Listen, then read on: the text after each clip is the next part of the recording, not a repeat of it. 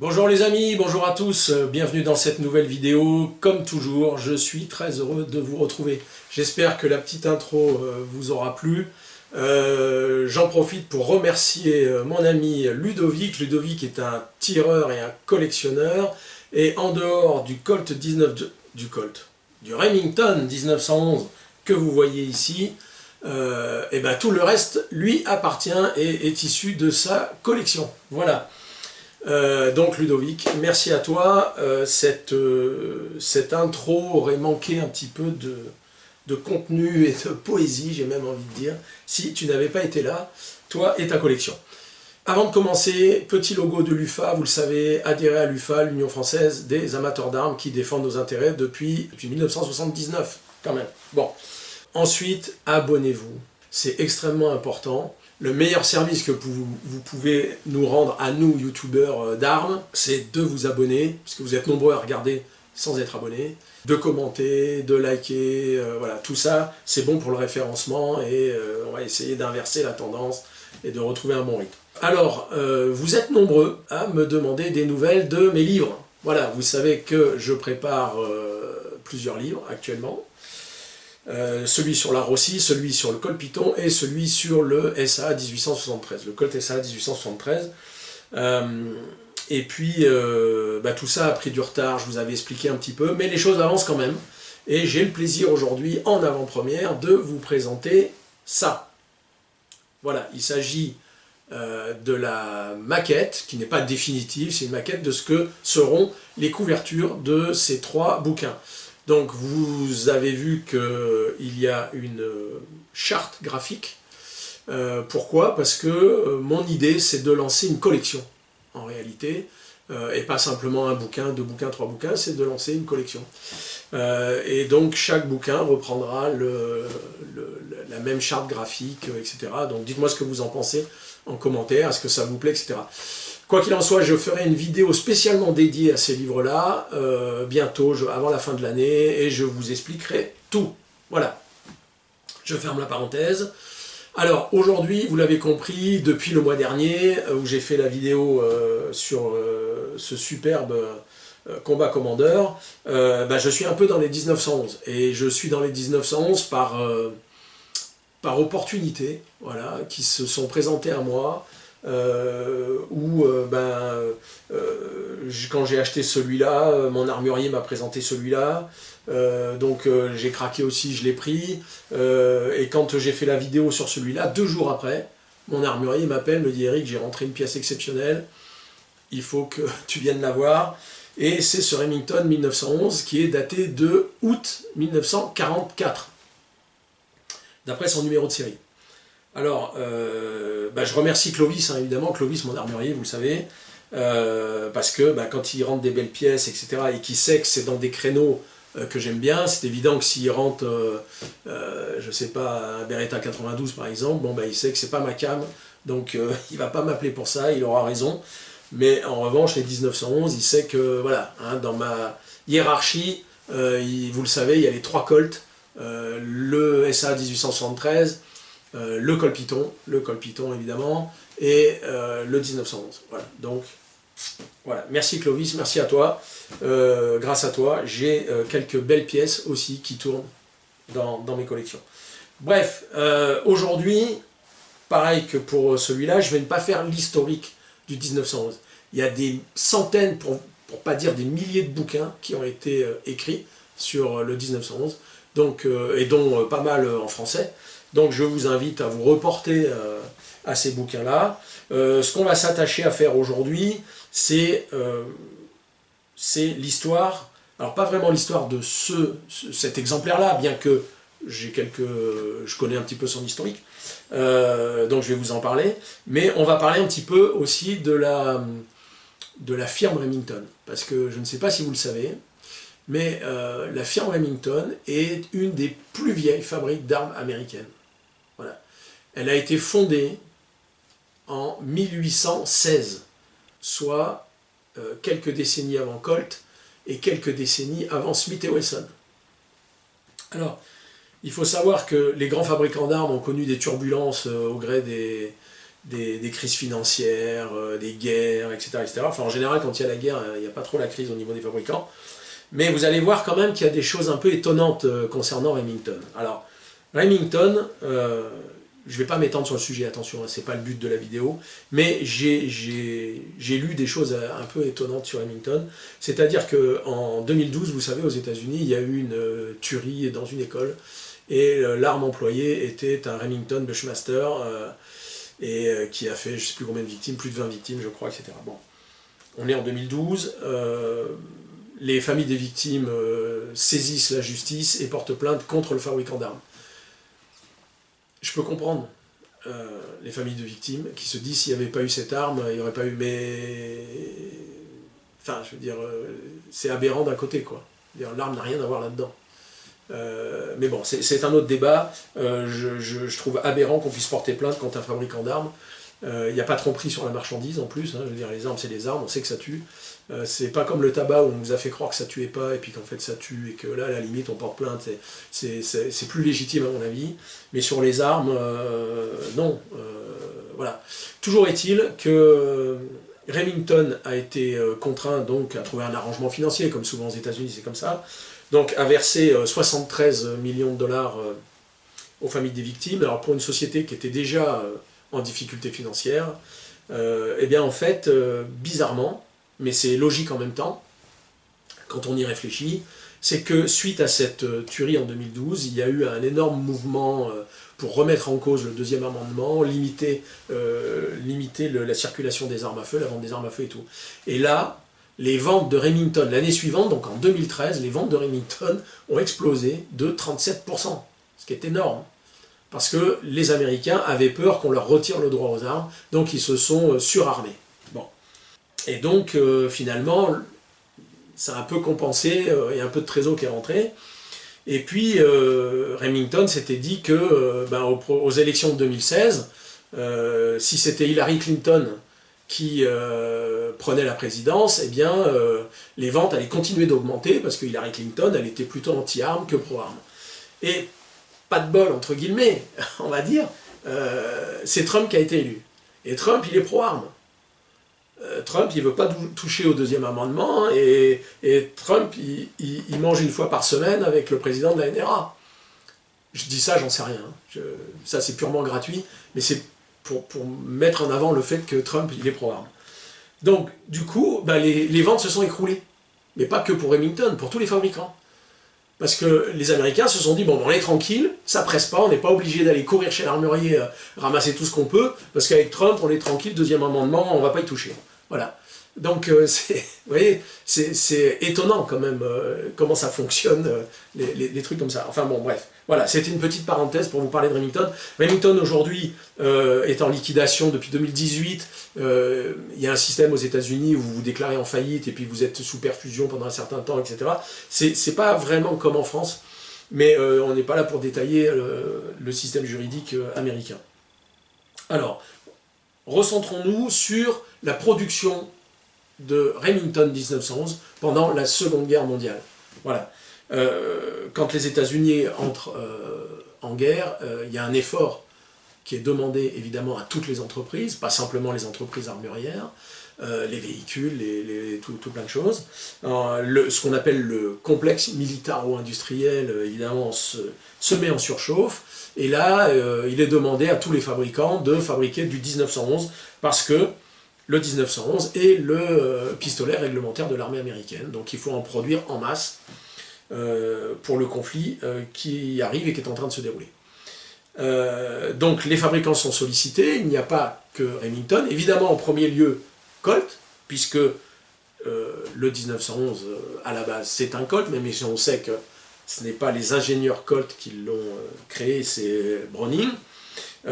Toujours est-il que c'est la propriété de Colt, et donc sous licence, qui sont accordées à d'autres fabricants, dès 1911 seront fabriqués donc, par Remington, par Ithaca, par Union Switch and Signal, Colt évidemment, et par Singer. Voilà, on le sait moins, mais il y a eu 500 exemplaires, donc je ne vous raconte pas la rareté et le prix, hein, voilà. 500 exemplaires du 1911 fabriqués par Singer, qui est quand même plus connu pour fabriquer des machines à coudre que pour fabriquer des armes à feu. Il s'est produit à peu près entre 1942 et 1945, 2 millions de 1911.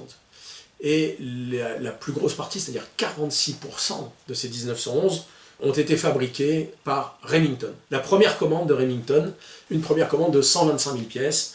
Il se trouve que ces 125 000 pièces, très bien fabriquées, fonctionnement parfait, les inspecteurs ont pu mettre en évidence que les pièces n'étaient pas forcément interchangeables, et il fallait qu'elles le soient, avec les Colt, les Ithaca et les autres fabricants. En mai 1943, tout est résolu, tout a été revu par Remington, et Remington s'est lancé dans la production de masse, puisque Remington, à lui tout seul, va en fabriquer 46% de la production totale de 1911 entre 42 et 45, qui représente 878 000 exemplaires. Autant dire que c'est le plus courant.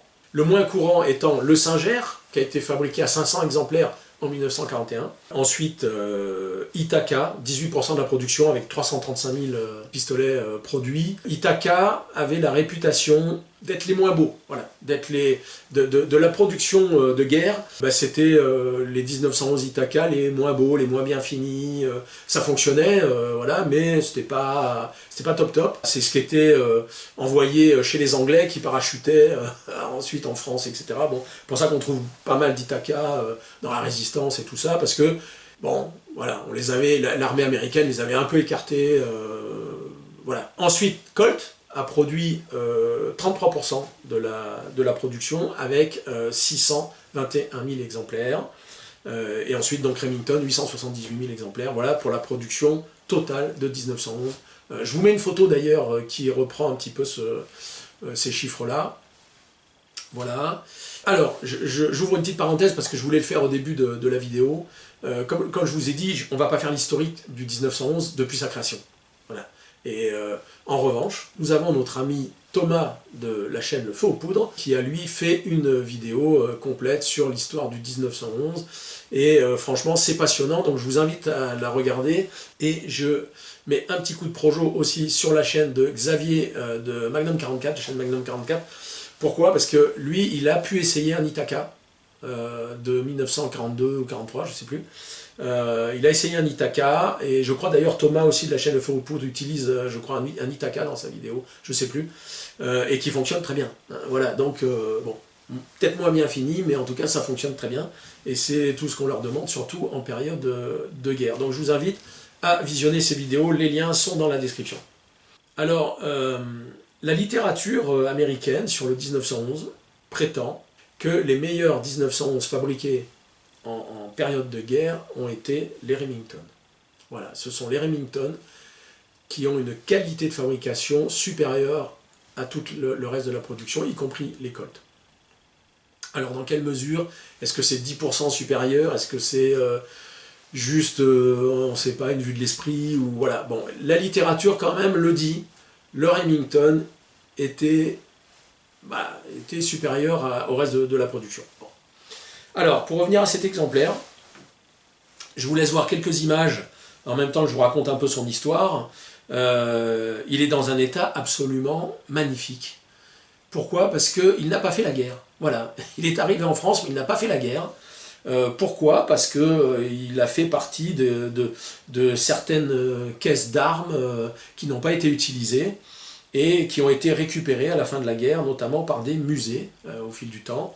Et c'est dans un musée qu'il y a une trentaine d'années, un tireur de la région l'a racheté. Voilà. Je ne savais pas que ça se pratiquait, mais depuis je me suis un petit peu informé.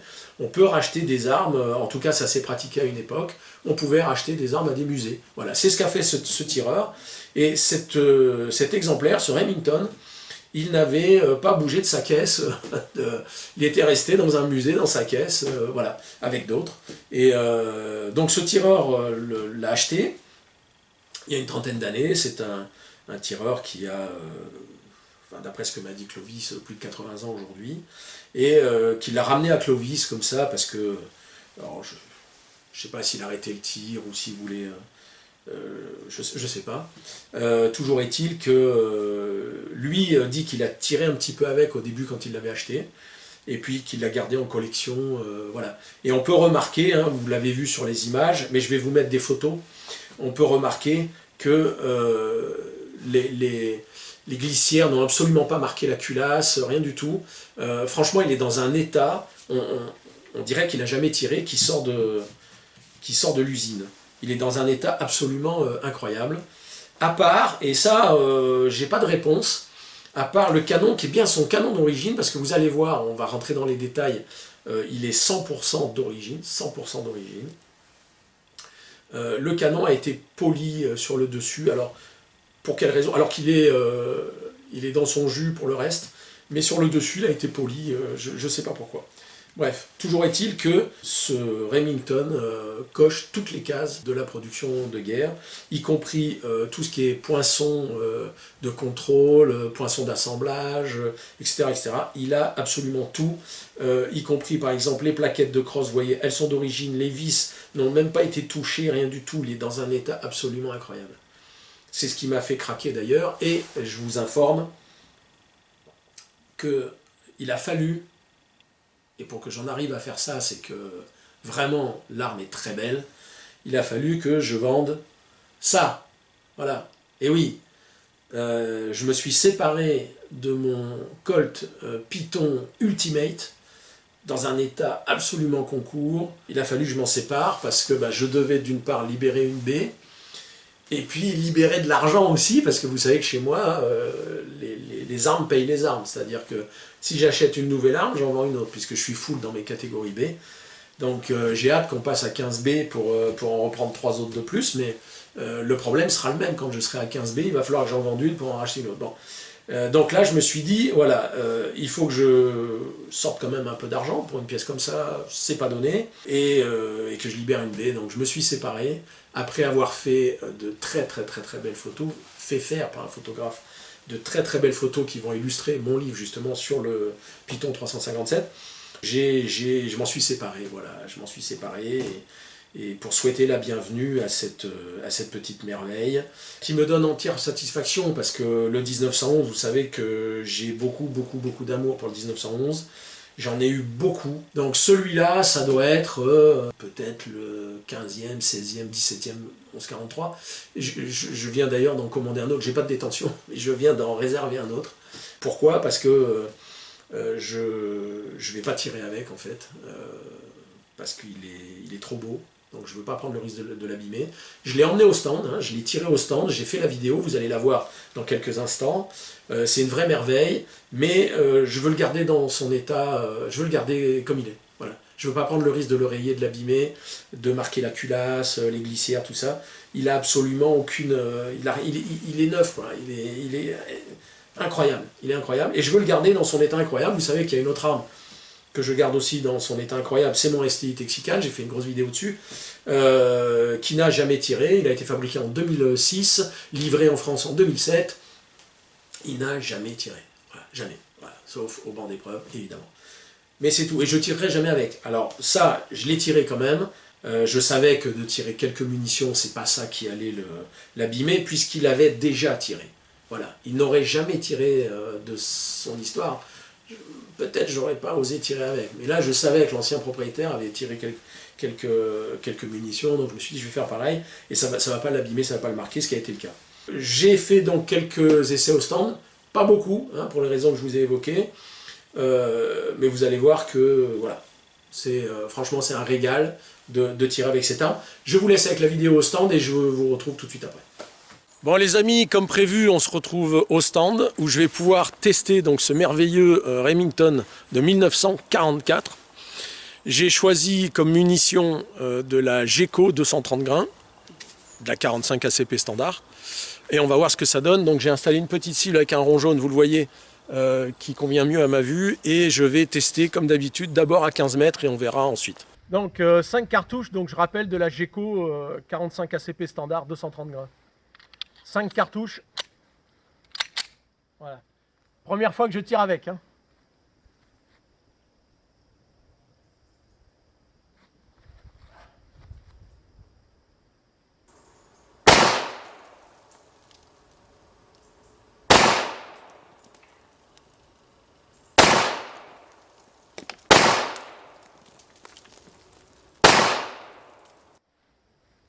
Bon, on va aller voir ce que ça donne.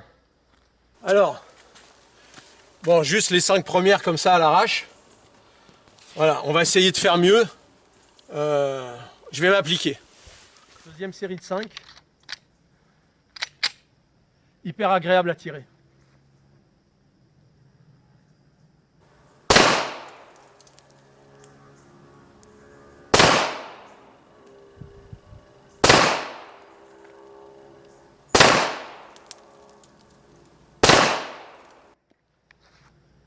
C'est un peu mieux. Alors, bon ben c'est pas mal du tout. Plutôt pas mal. Voilà, un petit flyer ici, mais c'est plutôt concluant. Voilà les amis, vous avez vu, c'est tout à fait probant. Je ne suis pas un excellent tireur. Je tire aussi pour le plaisir de tirer. Parce que c'est ça. Moi en fait, je cherche plus depuis longtemps à faire des 10, même s'il m'arrive d'en faire. Moi du moment que je touche le visuel, que je touche la cible, je suis content, je suis bien. Moi, mon plaisir c'est de tirer, c'est de manipuler les armes, c'est de les ressentir, c'est de les faire vivre. Voilà, moi c'est mon plaisir.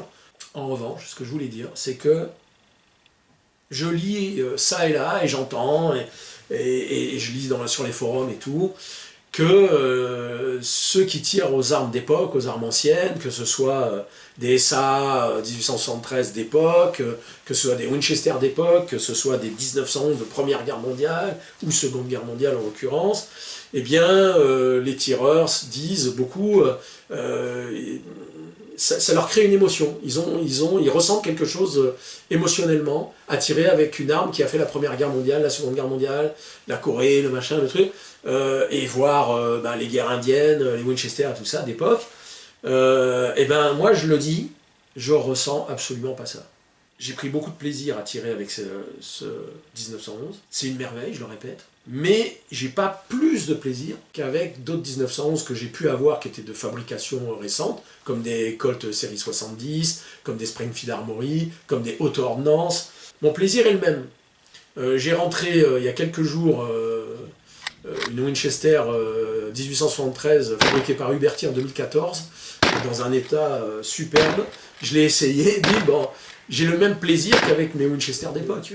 Voilà, les amis, je ne vois plus rien d'autre à vous dire, si ce n'est, à bientôt. Et encore une fois, abonnez-vous, abonnez-vous, abonnez-vous, likez, commentez, tout ça. Ciao, bye bye.